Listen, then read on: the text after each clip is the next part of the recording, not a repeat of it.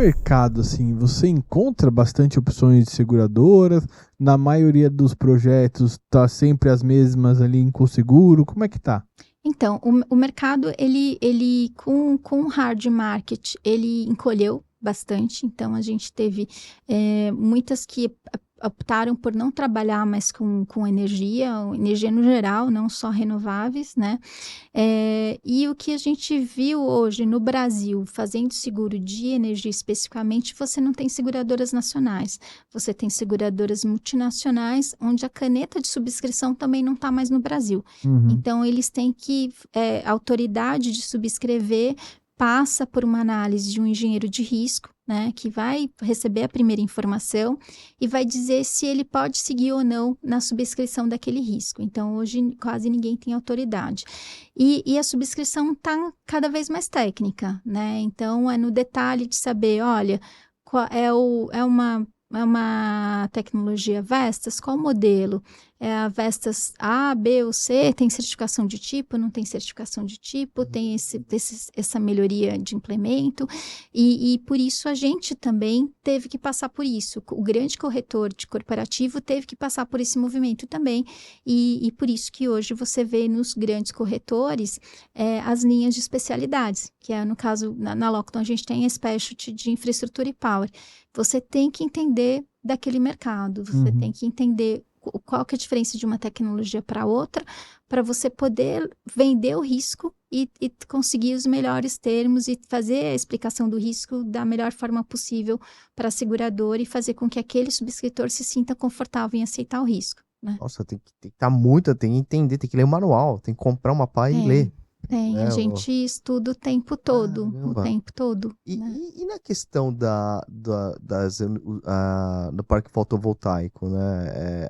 A gente vê que tá tendo muita importação. A gente que é do ramo de transporte, a gente vê muita importação, né? Sim, Chegando sim. muito transporte, muita parte logística de compra e venda de parque solar. O mercado nacional ainda está assim, o governo está incentivando muito ainda A nos gente dias atuais.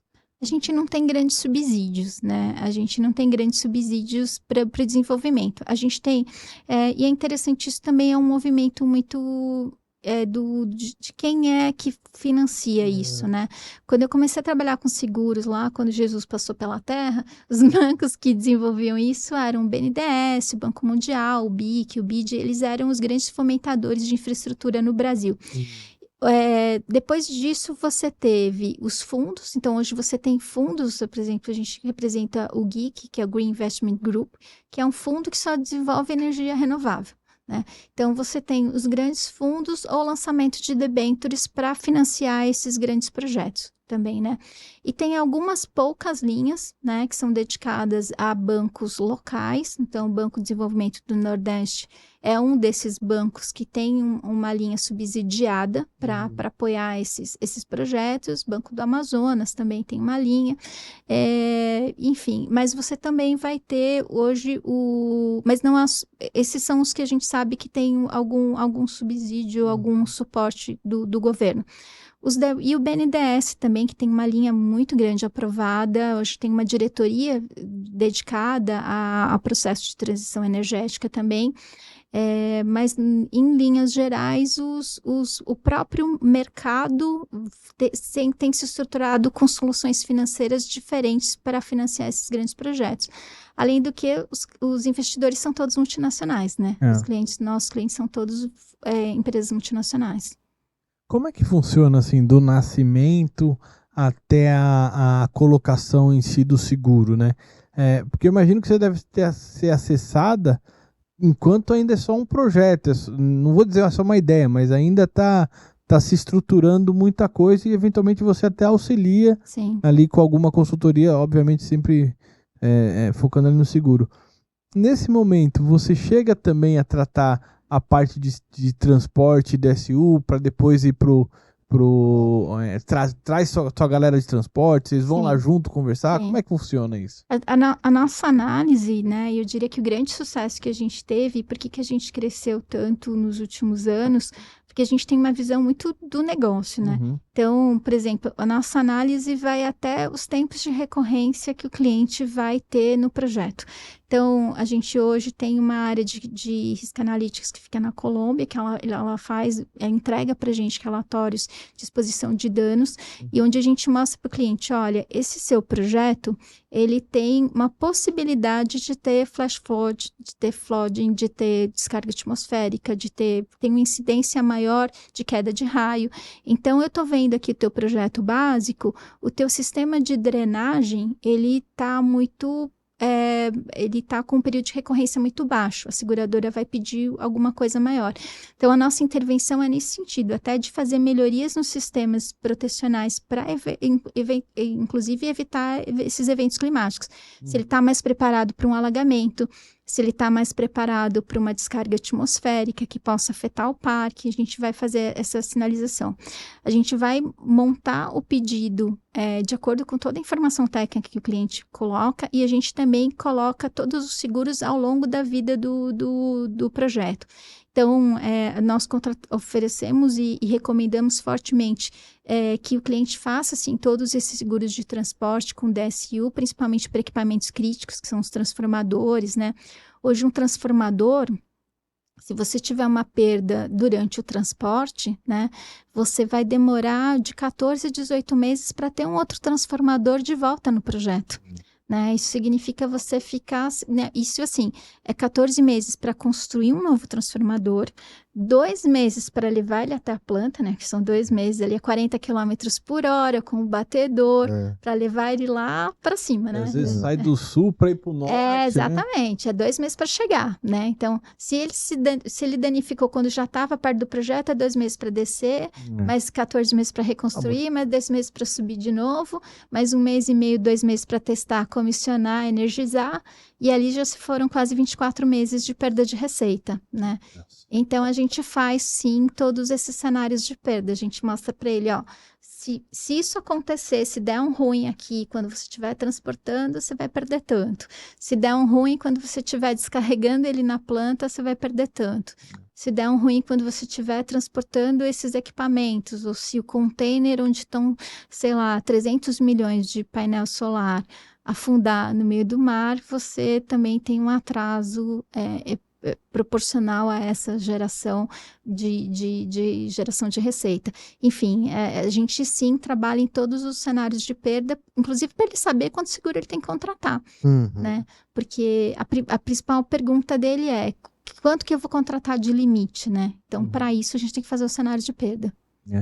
Porque assim, às vezes, até para quem não tem muito costume, né? Quem não é muito do ramo, um gerador, normalmente, aí você me corrige se eu estiver errado, ele é feito para aquele projeto, né? Ele foi encomendado, porque não é que tem estoque lá que o cara vai mandar o tempo, vem a encomenda, ele começa a ser fabricado, leva esse tempo que você falou, e aí se acontece outro problema, provavelmente a fábrica tem outros projetos na frente, Exato. Muita dificuldade envolvida, né? São trafos de grandes, né? Porque são projetos muito grandes. Então, um trafo de 400 kVA, você não acha ele pronto ali para vender, né?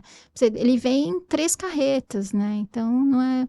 E ainda vai para aquelas questões que a gente sempre ouve no mercado, quando a gente vai fazer a colocação do seguro de property, né? Eles perguntam pra gente, mas o cliente tem um trafo reserva, né? Para mitigar o risco de perda de receita. Eu falo, gente, ele tem lá no armarinho dele de bagunça, ele tem né? A gente fala de brincadeira. Né? Mas não é assim, gente. Um transformador de 400 kVA é uma coisa muito grande. Mesmo você ter um reserva, demanda você ter ele conectado e mantido, né? Porque ele tem muitos, né? Tem toda uma estrutura, ele precisa ser mantido. Não adianta assim, deu que pegou fogo aqui nesse, eu vou tirar aquele e colocar outro, conectar, plugar e funcionou. Não é assim. Então, o que a gente também vê do outro lado, né, da parte das seguradoras, é muito desconhecimento, né, com relação ao que é solicitado.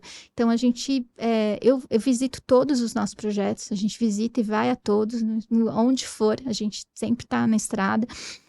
E a gente recomenda que as seguradoras façam a mesma coisa, porque quando você vê o tamanho de um transformador de 400 kVA, você nunca mais vai me perguntar se eu tenho um transformador reserva.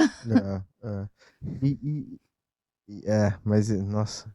E assim, quando, na verdade, assim, os projetos, quando já estão em andamento, e aí existe parque eólico, por exemplo, né? Você tem uma extensão, né? Você vai criar mais uma planta do local, naquela mesma região, Sim. né? A questão do transformador, o risco cai um pouco por conta que sempre vem aquela pergunta, né? Esse transformador ele suporta caso não sei o quê, né? E aí a gente estava falando muito que agora há fabricantes de pás e outros equipamentos aqui, né? Tem uma rede autorizada, assistência.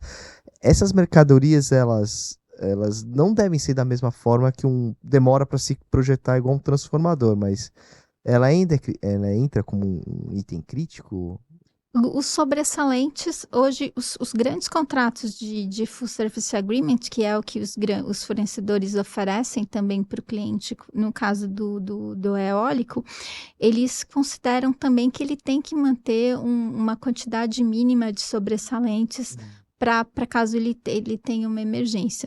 A gente lê todos, né, os contratos de FSA, inclusive para a gente poder fazer a colocação. Então, ao longo do tempo, a gente foi vendo que com o objetivo de reduzir custos, alguns são mais abrangentes do que outros, né? Mas, via de regra, os sobressalentes estão contemplados nesses contratos, Ah, né? O grande dificuldade hoje, para quem é gerador eólico, é quando você tem aerogeradores que já entraram em obsolescência, cujo fabricante não está mais no Brasil, ele fechou a operação e ele foi embora. Então, você já não tem muitos sobressalentes, e se acontecer de você ter uma perda total naquele aerogerador, o máximo equivalente disponível tem o dobro da capacidade de geração dele. Então, você tem, por exemplo, parques com equipamentos de 1.4. hum, O próximo maior disponível é de 3,5. isso dá problema? Porque você vai colocar, no lugar onde tem você vai colocar praticamente 2. Então, toda a Tá. estrutura que você vai levar de cabeamento de infraestrutura, ela teria que suportar aquela capacidade adicional. Tem que trocar Tem tudo. que trocar tudo, ou trazer uma paralela. Então, assim, hoje o grande desafio dos parques mais antigos é fazer um planejamento de risco para um eventual, um caso mais crítico de você ter que substituir todo o equipamento, ou considerar qual seria o melhor equivalente para fazer aquela substituição.